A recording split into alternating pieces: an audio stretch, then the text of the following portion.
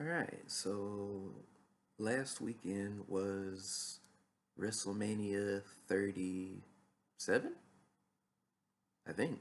Yeah. And so all week I've been, well, what do I say about that? Because it's a big deal, even though I'm sure most of the writing people are like, what is that? But since it's a writing channel with a wrestling twist, it's kind of too big to ignore. And basically, WrestleMania is the biggest show for the biggest company. It's kind of a grand finale type of thing.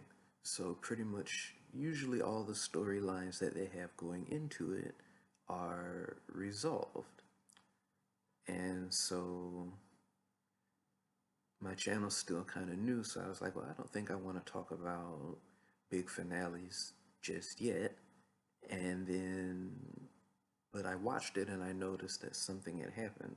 A lot of the bad guys won.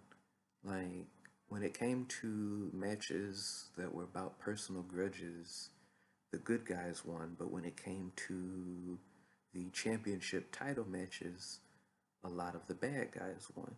And that is fairly uncommon even for them, because out of 37, I believe there have only been maybe 5 times that the bad guy won. So whenever it happens, it's a big deal because it usually doesn't happen. It's like no matter what the good guy is going through all year long, whatever the bad guys do to them, usually by the time their WrestleMania comes around, they get their comeuppance. That's the whole point of it. Everybody goes to see the the good guy finally get what's his and the bad guy get what's coming to them on the grandest stage of them all in front of millions of people. And that's a major, I guess, selling point why people go. They go to see someone finally get it. And so there were at least 4, maybe 5 matches where the bad guys won titles during the 2 night event. And when I reflected on it, because I was trying to figure out what to talk about, I realized that each one of those matches where the bad guy did win, they all kind of hit differently. Like, the crowd reaction and the reaction to each one, as far as the story and as far as what goes on in real life with the writing and backstage and all that, each one kind of had a different effect. And so I'm going to talk about 2 of them. I'm going to talk about the very first match and the very last one. So the first one features this guy named Drew. And what happened there is last year at WrestleMania, he won his very first major title, and it was a big deal because he's been a wrestler for over 15 years. He was kind of scrawny at one point, and he was like in this joke group where they were playing invisible musical instruments and all that. And pretty much every time he came out, you knew that the other person was going to win. And eventually, he was released from his contract and basically fired. And so he went on to other companies and he worked out, he muscled up, and he worked hard and became so popular on the independent scene that eventually he was rehired and they put him in better stories. And eventually he got to a point where he was given the main event at last year's WrestleMania against former UFC champion Brock Lesnar, who basically only really wrestles part time, like 3, 4 times a year, but nobody can ever beat him. So when he won, it was a big deal because Lesnar pretty much keeps that title in a chokehold for the last 6 years. I mean, yeah, there have been some times where he lost it, but pretty much once he comes for it, he gets it, and then he holds on to it for the better part of the year. So whenever somebody does beat him, that's a major pop especially for fans of wrestling, because they would rather see the people that wrestle every week that they like to have that acclaim as opposed to somebody who's only going to be there a couple of nights a year. So it was a big deal that Drew won, but what happened was the pandemic took place, and so when he won, there were no people in the audience. So normally, that whole everyone cheering and celebrating, that didn't happen because there was no one there. And so generally, when we talk about who got screwed by the pandemic more than anyone in the wrestling industry, we all the fans pretty much say it was Drew, because I mean he won in front of nobody, and then he also basically, like, pretty much all the shows have no fans, and so he's kind of had to carry that title of the best wrestler that the company has to offer in front of no one, which is pretty much why they do it. You know, they do it for the fans, and he's had to do it without any. And so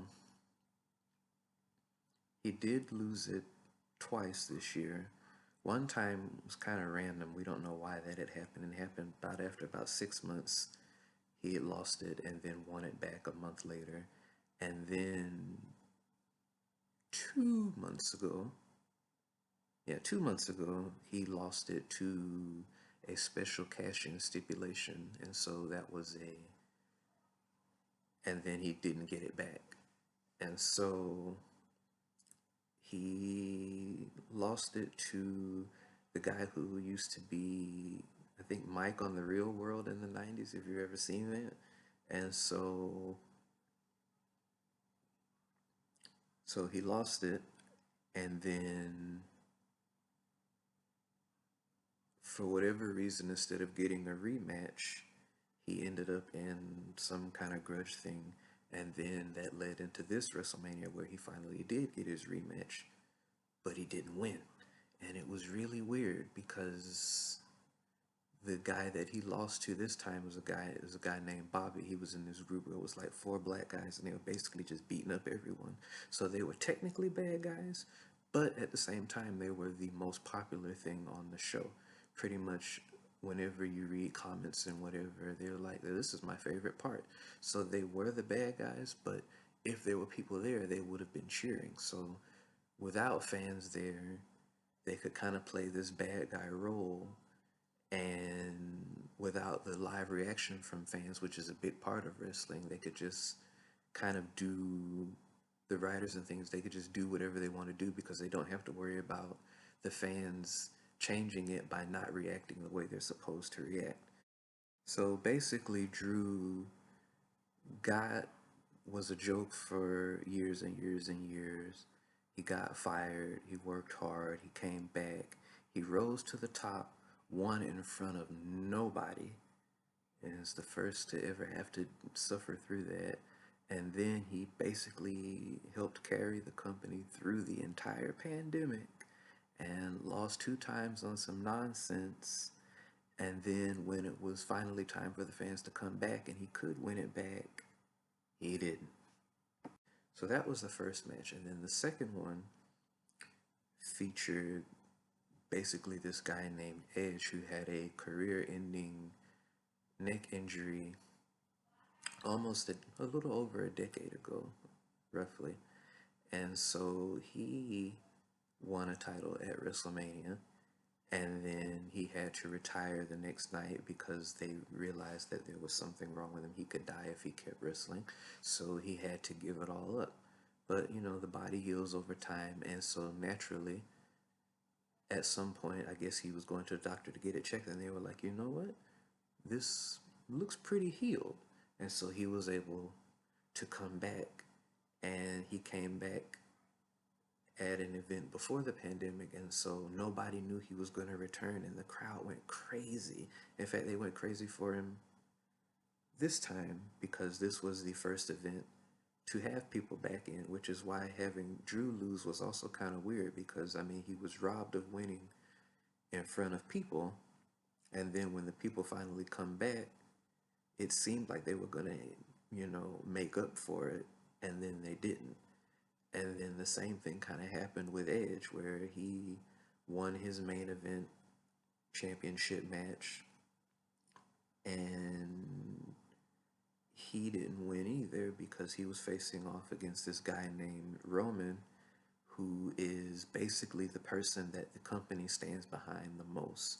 So he almost always wins because that is the person that they're trying to portray as their best person. So those two matches are matches where the bad guy won, and they, how do I explain it? They had different out, it was the same outcome, but they affected the fans differently because when it comes to the whole Edge and Roman thing, we all know how the company feels about Roman. And then when Edge lost to him, I mean, it sort of makes sense because Edge is almost 50 years old. So to have him lose is not as big of a deal as with Drew because it's like, yeah, it hurt because we wanted to see, Edge come back and be triumphant after all those years that he missed with his neck injury. But he's an older guy, so it makes a bit more sense for him to lose to kind of pass the torch on to the new generation. Whereas Drew still has a lot of years ahead of him, and when they had Roman win, Roman is a bad guy, so we're supposed to boo him. And so when they were mad that Edge didn't win, that was kind of the desired effect. It was they wanted people to boo Roman, and they did. Whereas with Bobby, yeah, they sort of kind of booed him, but I mean, Bobby's act is a popular act, so yeah, he's a bad guy, but he's not even a cheating bad guy. He's more of a legitimate, strong, like, he's one of those bad guys where, yeah, they might jump people, but they don't necessarily cheat in the matches as much, or they're stronger. Yeah, I don't know. So Roman Edge losing and Roman winning, causing people to boo Roman, that's more of a desired effect. And because Roman's already hotter than like a microwave baked potato as far as people booing him because we know that they kind of overexpose and shove him down our throats by having him win all the time. Whereas with the whole Drew thing, it was just like, well, why didn't they let Drew win, And so those were just two matches that, even though it was the same outcome, one of them is like, okay, that kind of makes sense. It's not what we wanted to see, but it makes sense. Whereas the other one is just, it just made no sense at all. Like, why did they were trying to get people to boo Bobby, but it's just basically on the Drew match, you kind of know to blame backstage and the writers and all that, and so the heat doesn't necessarily transfer to Bobby. Whereas with Roman, I mean, it was the right thing to do. So basically, it doesn't matter if your good guys win or if your bad guys win, and it doesn't matter, if they're, no matter what genre you're writing. So if your protagonist is going to lose, it still has to be done in a satisfying way. So basically, your reader can not like that the person that they were rooting against came out successful. They can be they can feel unhappy about your ending, but they can't feel cheated about your ending. And I think that is basically the key point of all of this. So even though they might not have liked what you did, they still can't just be like, "Oh, well, that was BS. That's all just crap." So whatever you do, it has to be satisfying. And I think that is the main takeaway from this. So hopefully I didn't just go on and on and on, and hopefully gives you something to think about because yeah, they do have, I guess, stories in wrestling, but those were really two cases where real life wrote the plot. Because if it weren't for the pandemic for Drew, or if it weren't for Edge's neck injury, like those real life elements led up to where we got to today, and then we wanted to see them be triumph. In the case of Edge, we wanted to see him be triumphant after returning, and in the case of Drew, we wanted to give him that celebration in front of fans that he was robbed of the first time. So one was kind of giving them what we owed them, and then the other one was like a comeback redemption story. And in both of those cases, we just didn't get it. And then that's why, even though the bad guy won in both cases, they just felt different. Because with one, it was like, okay, yeah, that makes sense as far as what they've been doing and what's been going on, basically in the story and in real life. Whereas with the other one, it didn't make sense at all.